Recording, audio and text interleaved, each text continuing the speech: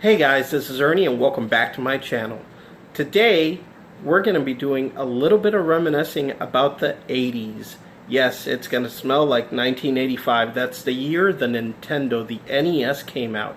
I didn't get one until Christmas of 87 when I was about maybe 7 or 8 years old. But still, I have the most fondest memories and moments with that console. And this is actually going to be a new series where I'm gonna make videos and showcase these consoles and talk a little bit about them and how they changed the gaming industry, or what they added and how they were great or not so great in some cases. So I hope you guys enjoy this. I know most of you guys probably had an NES as a kid, if you're as old as I am. Pretty old. But yeah, let's take a look at the NES.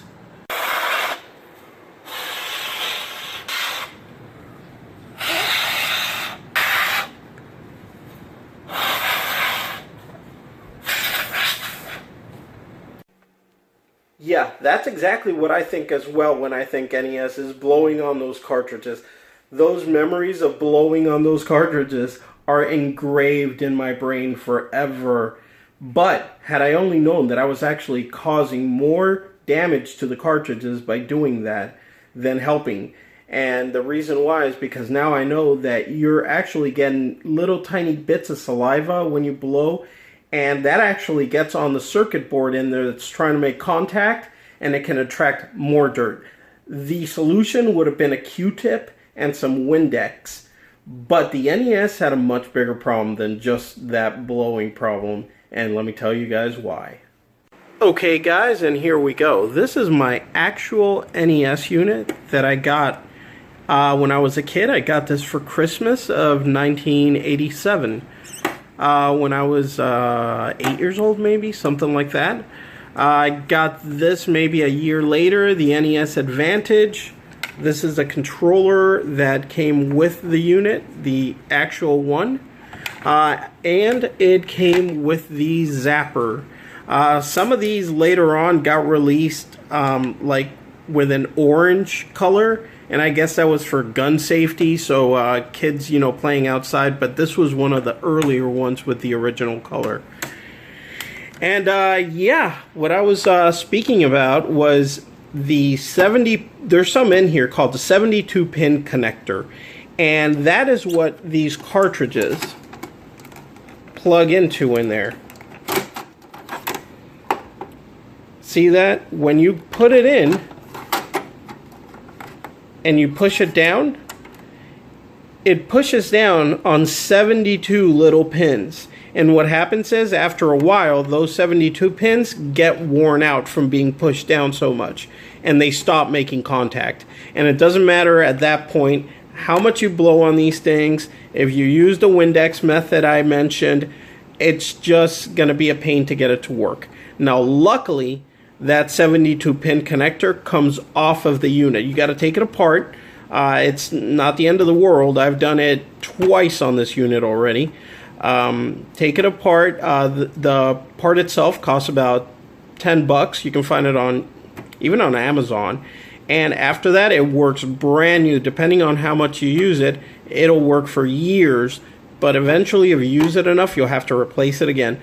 Like I said, I replaced it the first time in 2005 and replaced it again maybe 2 years ago. And it works great now, but I'm sure if I keep using it a lot, it'll need to be replaced again.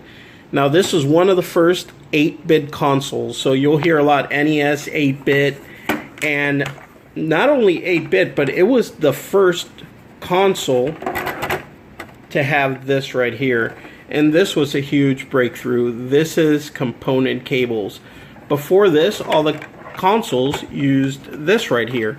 It was an RF cable that went into that RF, like where the cable boxes hook up to the TVs.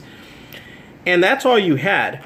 But with this, you got a much clearer picture, better sound. Now, it's not in stereo. If it was in stereo, you would have 2 audio outs, but it wasn't in stereo, although some modders can mod this thing, modify it, and actually get stereo sound out. But from the factory, it came with mono sound. But it sounds pretty good. I suggest if you guys have one of these, use these cables right here. I've known people that didn't even know this was here, or, you know, was using, you know, the back thing, especially on the new HD TVs. This looks horrible. Don't use that, guys. Go this route. Absolutely. Now, guys, just a quick history lesson on why this console here is so significant to the video game industry. Around 1983, there was a video game crash, and people thought there weren't going to be video games ever again, because what happened was Atari was making so many crappy games and selling them for so expensive, people stopped buying video games. For example, the ET cartridge, that was crap.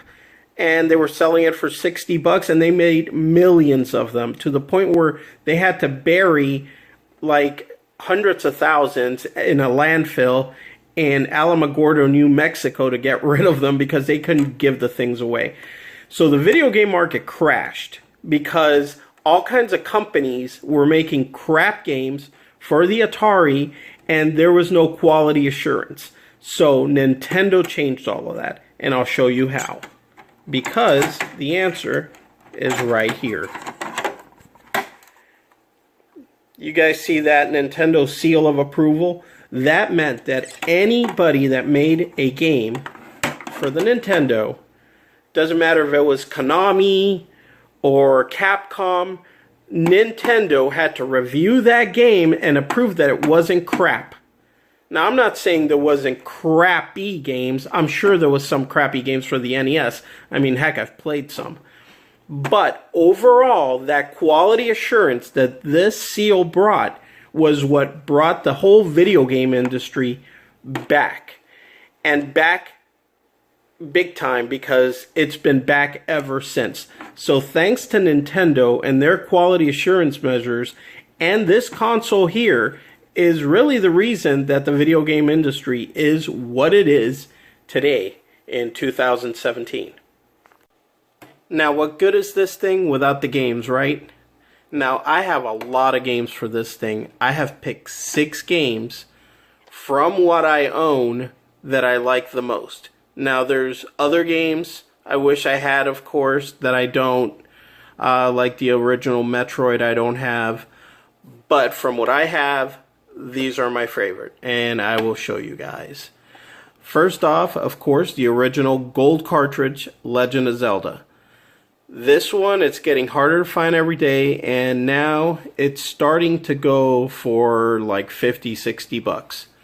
If you can grab one, get it now, because in the future, they're only going to be even more expensive. Next up, we got Life Force. This is a side shooter with a little spaceship. You guys probably remember it. There's a code in the beginning to get a bunch of lives, similar to Contra. Yeah, great game. Love it. This one I played the heck out of when I was a kid. I love this game. I love everything about it. I recommend it. If you ever skateboarded, even as a kid, this game is awesome. Almost ahead of its time, by the way. This game here. This was... Oh my god, I spent so many hours on this game when I was a kid, it's not even funny. I would say days. I did get to the last guy, but I never actually beat it. It's on my bucket list. Gotta do it. Gotta get it done. Next game is the Teenage Mutant Ninja Turtles. Now this game, probably out of all of them, caused me the most grief. This game I just tackled recently with the Game Genie. Yes, I do have the Game Genie for this because, you know, as an adult I don't have the patience to sit there and beat some of these like they were meant to be. I gotta, you know, cheat sometimes. But hey, this game right here, it cheats. So I'm just cheating back on this game. And of course, last but not least, the original Mario Duck Hunt. Gotta have this game. I mean, the original Mario, just a tune, you know, gets you. You got to stop and listen to it. There was over 700 games released for this system just in the US. That's not even counting the European releases. So there's bound to be a game for everybody, literally, no matter what you're into. Anyways guys, that is it for this video. I hope you enjoyed it. I've been putting a lot of time and effort into these videos. I'm always trying to work on my video quality, my editing skills, trying to bring you the best videos I can. I'm just starting out, but I'm working hard. If you like this video, please check out my next video on this series, the SNES, that's the Super Nintendo, my absolute favorite system of all time, no doubt, hands down. It's going to be a good, interesting video. Please check it out. I love you guys. Thank you so much for watching my channel.